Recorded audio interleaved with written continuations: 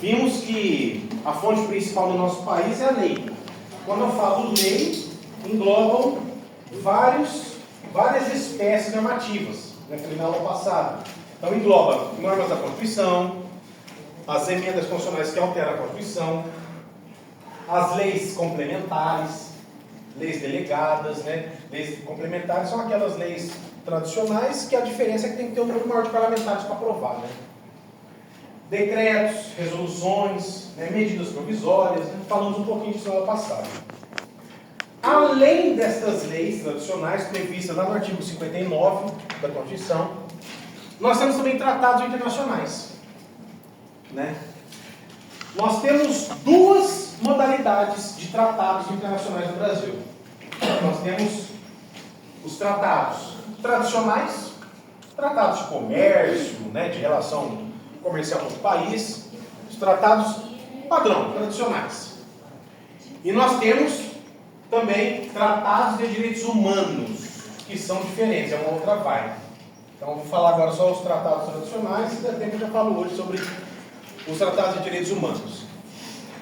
Bom, primeiro ponto aqui, eu quero chamar a atenção de vocês, porque é normal e curioso, a gente fala tratados internacionais. O que são tratados internacionais?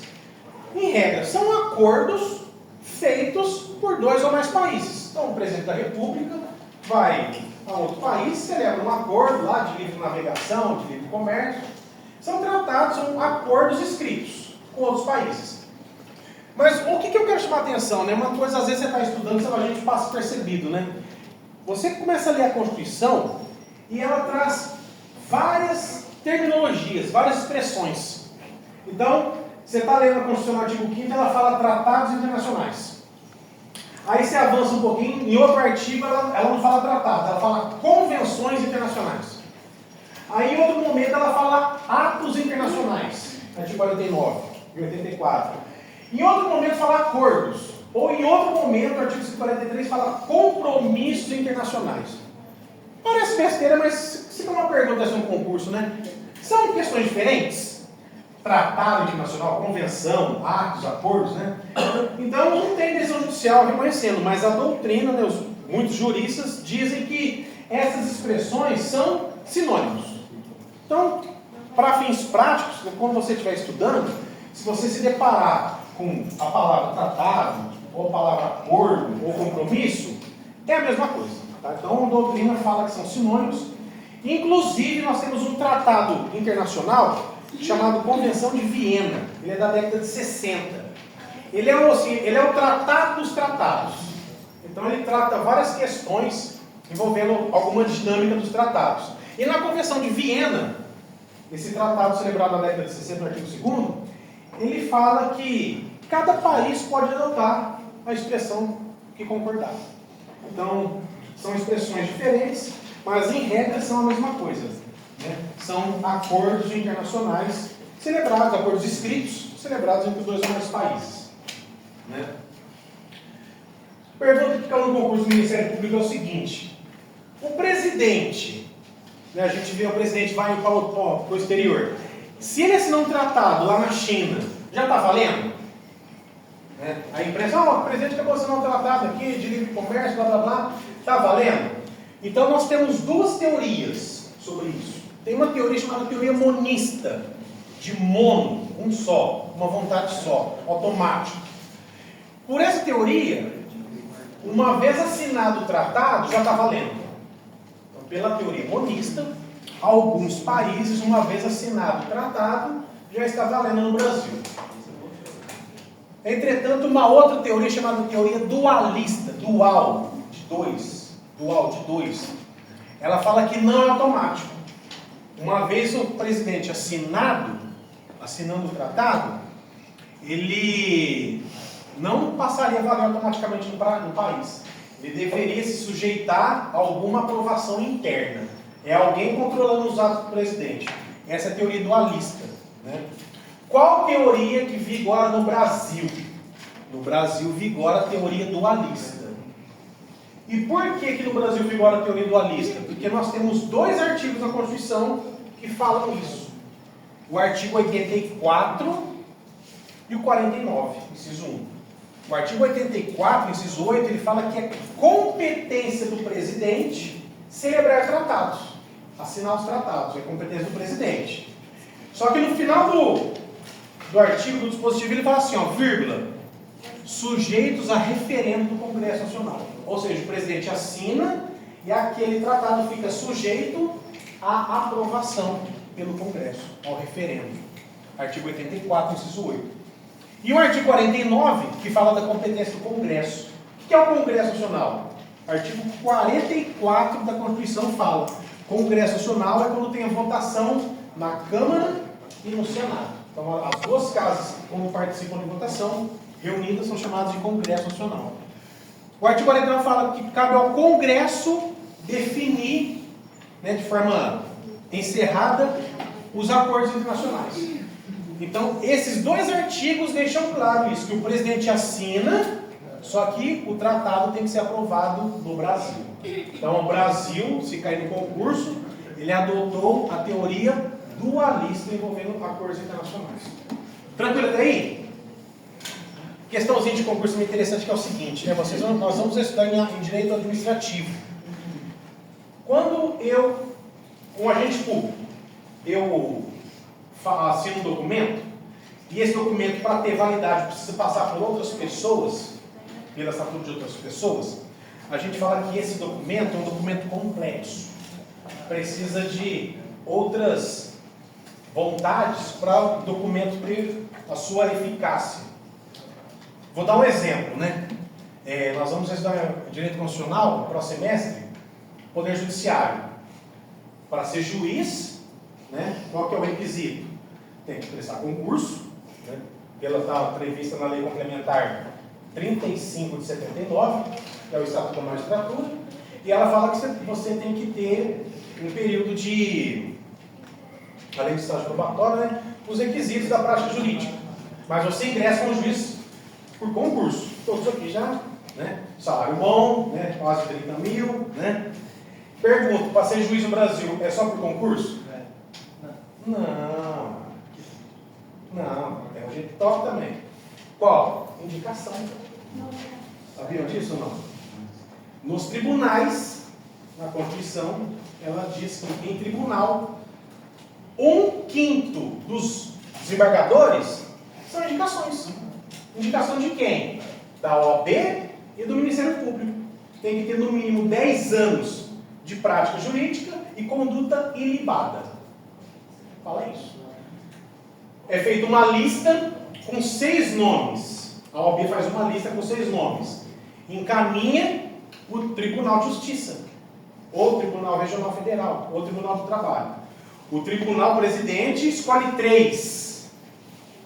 Aí o Tribunal de Justiça pega os 3 nomes e encaminha para quem? Para o governador. O governador escolhe 1. Você tornou-se desembargador por indicação. 1/5 dos tribunais funciona dessa maneira, né? Chamado de quinto constitucional. Esse ato, a gente fala que é um ato complexo. Por quê? Porque tem que ter a indicação da OAB, depois tem que ter a aprovação do presidente do tribunal e, por último, a aprovação do governador. É um ato complexo, várias pessoas aprovando. Tratado internacional é a mesma coisa. Em resumo, ele só passa a valer no Brasil quando tem as duas participações, as duas vontades do executivo, que é o presidente assinando, e o legislativo aprovando. Então, artigo 84 e 49 deixam claro isso. O Brasil adotou a teoria dualista. Tranquilo até aqui?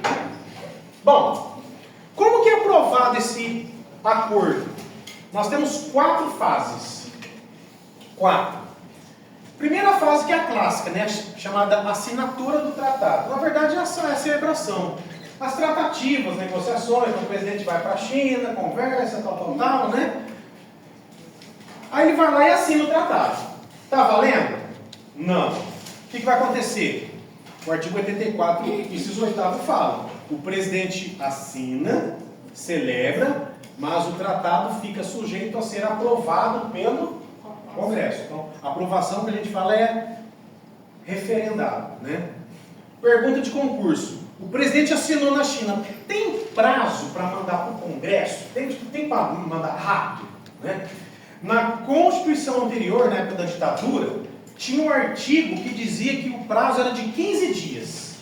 Então, na época da ditadura lá, os presidentes Costa e Silva, Ernesto Geisel, faziam tratados internacionais e depois tinha um prazo de 15 dias para encaminhar sob efeito de não produzir efeitos no país. A Constituição atual não fala de prazo.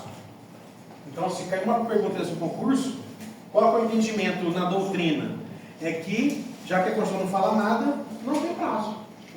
É um ato de liberdade do presidente, é ato discricionário. Ele pode mandar no que vem, pode não mandar, deixar para o outro. Então não tem prazo para encaminhar para o Congresso para aprovar, naquela correria. Tá? Bom, o presidente celebrou e encaminhou para o Congresso. Primeira etapa. Aí vai ser aprovado no Congresso. Como que funciona? Artigo 49. Aqui é o seguinte, o rito não está na Constituição. Ela só fala que cabe ao Congresso aprovar. O rito vai estar previsto onde? No regimento interno das casas legislativas, que são duas, a Câmara e o Senado. Então, o regimento interno da Câmara e o regimento interno do Senado que vão estabelecer o rito para aprovação desse tratado. Tá? Como que funciona? Então, o presidente assina o tratado. Quem faz toda a dinâmica é o ministro das Relações Exteriores. Então, o ministro faz a minuta, explica. Esse tratado, ele é traduzido em português.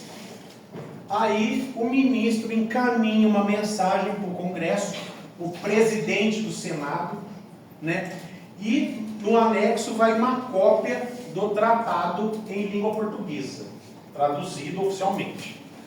Aí, onde começa essa votação? Pergunta top de concurso. Ó. Começa no Senado ou na Câmara? A Constituição, no artigo 64, ela fala assim, ó, qualquer projeto de lei, de pessoas, de tribunal, ou do presidente da República, projetos de lei nesse sentido, começam a tramitar na Câmara dos Deputados. Então, o rito, né, o trâmite para aprovar esse tratado, ele começa na Câmara dos Deputados, artigo 64 da Constituição. Chegou na Câmara, o presidente vai encaminhar para as comissões. Nós temos duas tradicionais. Tem uma comissão que é muito disputada por parlamentares, chamada CCJ, Comissões de Constituição e Justiça. Essas comissões que analisam se o projeto é constitucional ou não. Né? Então, as comissões de Constituição e Justiça vão analisar, as comissões de Relações Exteriores vão analisar, e elas vão elaborar um parecer. Ó, mas o projeto aí está certo, ok, beleza. Aí vão encaminhar para o presidente da casa, o presidente vai designar a votação. A votação é feita em plenário, onde todo mundo vê na televisão aquele monte de parlamentar, né? Como que é feita essa votação? Maioria simples aprova, presente a maioria absoluta.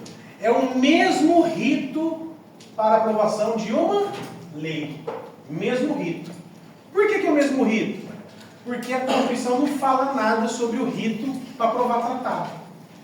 A Constituição tem um artigo, o artigo 47. Ela fala assim, ó, quando a Câmara e o Senado for aprovar algum ato normativo, se a Constituição não falar nada de quórum, quando se tem que aprovar, aplica a regra geral do artigo 47. Maioria absoluta para iniciar, que é mais da metade dos membros, e a aprovação de maioria simples, mais da metade dos presentes. Marquem isso, ó, é o mesmo rito para aprovar uma lei, artigo 47. Já que não tem norma falando de tratado, é o mesmo rito para aprovar uma lei. Aprovou na Câmara, deu tudo certo? Aí, como é a aprovação no Congresso, são as duas casas. Então, aprovou na Câmara, aí encaminha para o Senado. O presidente do Senado recebe, vai fazer a mesma tramitação, vai encaminhar para as comissões, vai ter a votação no plenário.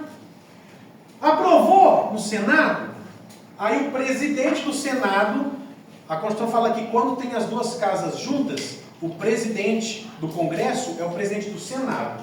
Então, assim, o Senado é politicamente dizendo, parece que ele tem mais força. Né? Tem mais força. O presidente do Senado, ele promulga. O que é promulgação? Ele expede tipo um certificado né, dizendo que o tratado foi aprovado constitucionalmente. Né? E ele expede o documento que aprova o tratado. Como chama esse documento? É o decreto legislativo. Decreto legislativo. Então, tramitou, aprovou na Câmara, aprovou no Senado. O presidente do Senado, pelo Congresso, edita um decreto legislativo aprovando. Manda publicar no Diário Oficial da União e tá ok. Tá valendo o tratado no Brasil? Não. Tomar cuidado em concurso. Não tá valendo ainda. Por quê? Nós temos a terceira etapa. A terceira etapa, o que que é? O presidente do país, ele vai fazer uma comunicação no exterior dizendo que o tratado foi aprovado no Brasil. Como que é feita essa comunicação? Nós temos duas nomenclaturas. Quando o país celebra o tratado de forma bilateral, Brasil e China, por exemplo, somente dois países, aí a gente fala que houve a troca de informações. Então o Brasil comunica a China e a China comunica o Brasil. Houve a troca. Quando envolve mais tratados, aí a gente fala depósito. Geralmente, os tratados internacionais, quando são vários países, eles nomeiam um país para receber essas comunicações. Nós estamos fazendo um tratado sobre paz no Oriente Médio e o depósito vai ser na ONU, em Nova York. Então, feito o depósito lá. Essa ratificação também não tem prazo. O país não tem momento algum pode comunicar. Tá? Está valendo no Brasil esse tratado? Ainda não. A partir daqui, ele está valendo no plano internacional.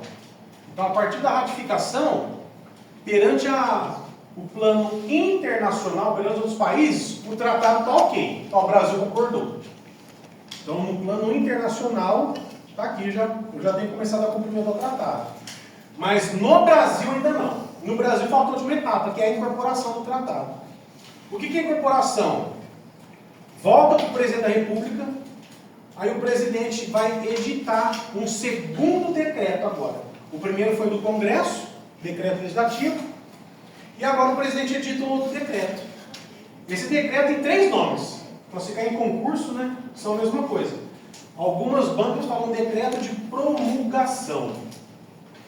Outros chamam de decreto presidencial. Ou decreto executivo. Mesma coisa, só muda a nomenclatura. O presidente edita então esse segundo decreto e manda publicar no Diário Oficial da União. A partir daqui que publicou, o tratado está valendo no Brasil. A partir daqui, ó. Então, quando vocês forem estudar alguma norma internacional, vocês vão lembrar o seguinte: quando vocês fizerem referência a alguma norma internacional, nós temos 2 atos internos. Nós temos 2 tratados, 2 decretos que aprovaram. O decreto do legislativo e o decreto do executivo. Então, sempre quando envolver norma internacional, nós teremos 2 decretos aprovando. Certo? Bom, decreto presidencial, então está valendo aqui. Para encerrar o tema, esse tratado, qual que é a posição hierárquica dele no Brasil? Ele está acima da lei ou abaixo da lei? Se tiver um conflito de um tratado e uma lei nossa, qual prevalece? Né? Então, vou dar um exemplo. Né? Imagina que o Brasil celebra um tratado no Mercosul com os países do Mercosul. Paraguai, Uruguai, Chile, Bolívia, né? E lá fala assim, se você tiver um carro aqui no Brasil, você pode ir para lá, Paraguai, para Argentina, não precisa ter passaporte. Então o tratado fala isso. Só que o carro tem que ter... O carro não precisa ter placa. Não precisa nem ter placa o carro. Só chegar aqui e falar que é brasileiro e pode entrar. Só que o nosso código de trânsito fala que você só pode andar com o carro aqui se tiver emplacado. Então o tratado fala que não precisa ter placa no carro. E o CTB fala que tem que ter placa. Qual norma prevalece? CTB. Né? O entendimento é o seguinte: esse tratado, lembram, qual foi o rito de aprovação dele? Ele foi aprovado no mesmo rito da lei, porque não tem normas especificando. Então ele está no mesmo patamar. Estando no mesmo patamar, o entendimento é que prevalece a norma interna. Então ele teria que placar o carro. Mas ele está no mesmo status da lei. O tratado internacional está no mesmo status. E onde que fala isso? Nesses 3 artigos aqui da Constituição. Elas colocam o tratado no mesmo patamar da lei. O artigo 47 é o principal porque ele fala que aprovou no mesmo rito das leis. E esse é o entendimento consagrado no STF, na jurisprudência. Então, tratados internacionais, uma vez concluídas 4 etapas, eles possuem a mesma hierarquia das leis. Beleza? Isso são os tratados internacionais. Diferente de tratado de direitos humanos, que eu vou ter que explicar depois. Até aqui deu para entender? Tranquilo ou não? Boa? Que horas são?